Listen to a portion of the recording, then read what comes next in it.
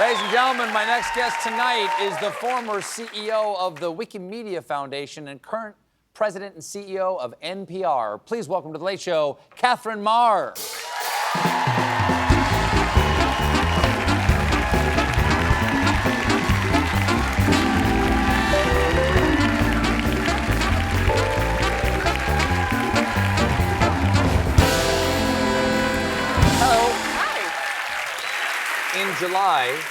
In July, Republicans in Congress cut $1.1 billion for the Corporation for Public Broadcasting, which oversees NPR and PBS. And CPB, the Corporation for Public Broadcasting, they're folding, right, in October. So they have let us know, unfortunately, yes. Wow, because without that funding, there's just no reason for them to be there. They rely entirely on federal funds. They fund not just public radio, NPR, PBS. They are also the primary funder of independent documentary filmmaking in this country. They allow for independent music to thrive through their support of music rights for independent music stations. It is an enormous loss to see them disappear. Well, how is that going to impact how many stations you guys have? We have 246 member stations. 246 member stations. That's enormous. That's enormous. There's one in your local community. There's one everywhere you go in the United States. 99.7% of the country. You can drive from here all the way to the other side, hit the Pacific, and almost never miss a beat. Okay, so what does it mean to those stations? How many of those are not going to survive? So the current estimate on the radio side is somewhere between 70 to 80 will go out of business. Okay, and while it's possible now to use streaming wherever you are to basically get another radio station, one of the things, as I understand it, is that with the decline of local newspapers and local news, these NPR stations are critical sources for people to know about their own community. That's exactly right. So 1 in 5 Americans currently lives without access to local news in their community. And what that means is that they have access to national news, national television, national newspapers, perhaps, if they can afford the subscriptions, maybe. But that means that they don't have anyone covering their local PTA. They don't necessarily have anyone covering the issues of traffic and commuting, or the issues of how their forest is being managed, or the issues of what prices look like in terms of agricultural and commodity sales. And that really matters when it comes down to how folks live and interact, and especially in rural areas. The other thing, though, is that we know, and there's lots of evidence, because this has been going on for about 20 years, that the decline of local news in this country correlates with higher rates of polarization, lower trust in civic institutions, lower trust in the very institution of democracy itself. So when you take away local news and when you take away local public radio, what you're really doing is undercutting our ability to trust one another, those of us who we've never met, to talk about how we want to live together in our towns, in our cities, and make decisions as a democracy, not at that big D level of Congress, but at that little d level of where are my tax dollars going to go? How do I want to raise my family? What's the community that I want to live in?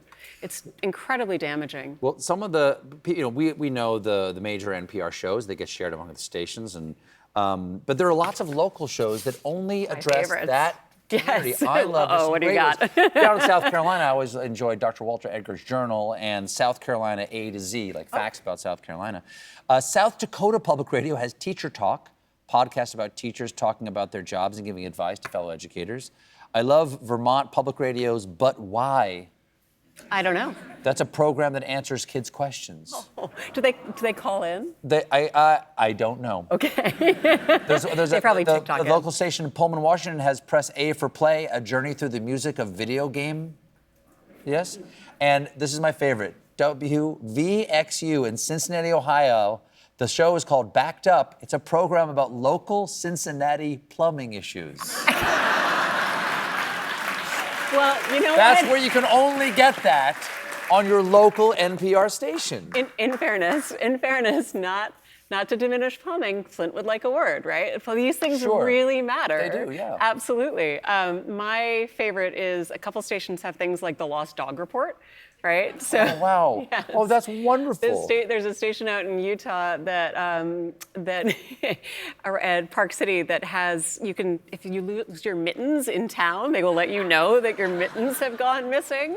There are stations out in Alaska that, you can call in and say, hey, I've got this bookshelf I've got to get rid of, or this junker of a car, anyone wants to come and take it. So really what we're talking about is the ability for people to connect with one another and find ways to bridge and strengthen the communities that we live in. You see, I think that kind of communication is actually, it's very Mayberry. It is a little Mayberry. And as, what's wrong with that? I don't know. But no, what I love that is because, but what strikes me is that so much of the people who've cut this funding keep on calling for like a return to old-fashioned values. Those seem like old-fashioned values. The small town memories of their childhoods, what they're trying to get America back to, and that's it. My apple pie cooling on my windowsill Exactly, right now. Come but grab watch it. out for the hobos. Exactly. Now, you say the public media, fosters civic engagement, especially locally. Why would any politicians or members of any administration want to stop that?